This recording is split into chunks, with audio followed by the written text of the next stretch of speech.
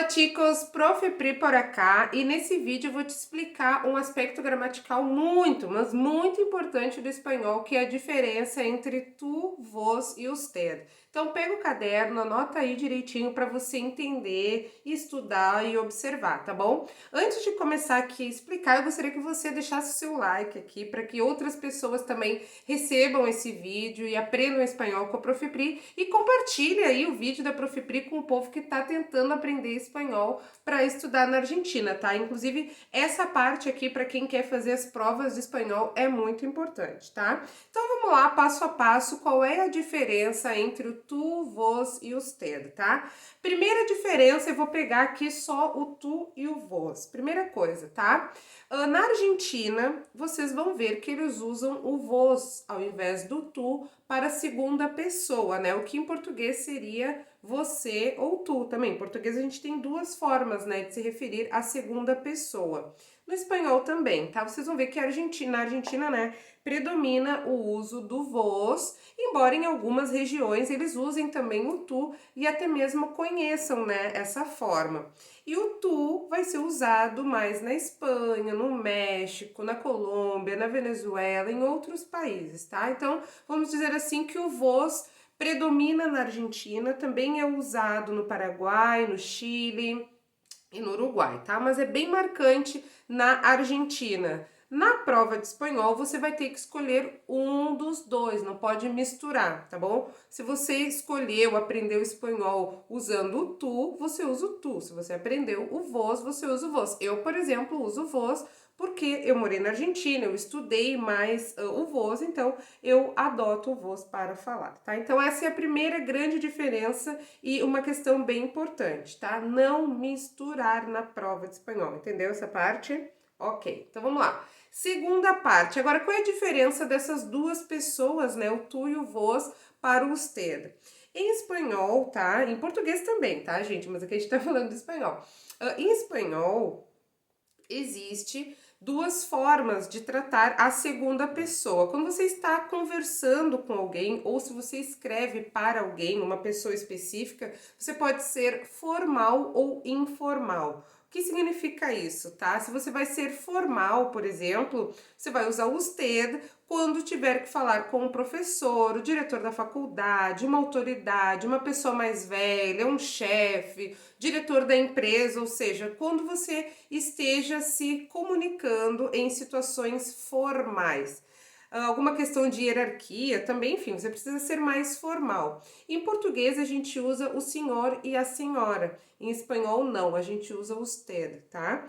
E a pessoa informal, ou seja, quando você vai se comunicar com um amigo, um colega, um familiar, enfim, em situações bem informais, você pode usar o tu ou o vos, não os dois juntos, tá bom? Nas provas de espanhol, você vai ter que escrever, por exemplo, uma carta, tá? Na carta é que você vai decidir se vai ser formal ou informal, ou seja, se você vai usar tu ou vos para a pessoa informal ou usted, tá? Cuidado, tá? Muito cuidado quando vocês lerem ali o título da questão, ele vai dizer: escreva uma carta para uma amiga, vou usar tu ou vos. Escreva uma carta para o prefeito, vou usar usted. Escreva uma carta para um professor, vou usar usted. Então, você vai precisar saber usar direitinho essas pessoas, tanto para a prova escrita quanto para a prova oral, tá? Mas eu quero ressaltar alguns outros pontos importantes aqui que você deve estudar com relação a essas pessoas, tá? Não é simplesmente usar tu ou o vos ou usted para demonstrar, vamos dizer assim, que você está sendo formal ou informal, tá? Como eu disse, não pode misturar. Não pode nem misturar o tu com o vos, nem os três juntos, nem o tu com os usted, não. Não, tá? Não faça isso. Se você escolheu o usted, use o usted. O que significa isso? E presta atenção que isso é importante, tá? Em espanhol é diferente do português. Você vai precisar conjugar os verbos diferente. Essa é a primeira coisa, tá? Então, por exemplo, se você quer saber o nome de uma pessoa, né? Em português a gente diz como você se chama ou qual é o seu nome, né? A gente fala assim, em espanhol a gente vai dizer como te chamas, se a gente usa o tu, como te chamas, se a gente usa o vos, ou como se chama usted, se a gente usa usted. Então, observem que o verbo mudou e os pronomes também, tá? Para tu e vos, eu vou usar o te, como te chamas ou como te chamas. E o verbo chamar, aí você vê também que ele muda, chamas e chamas.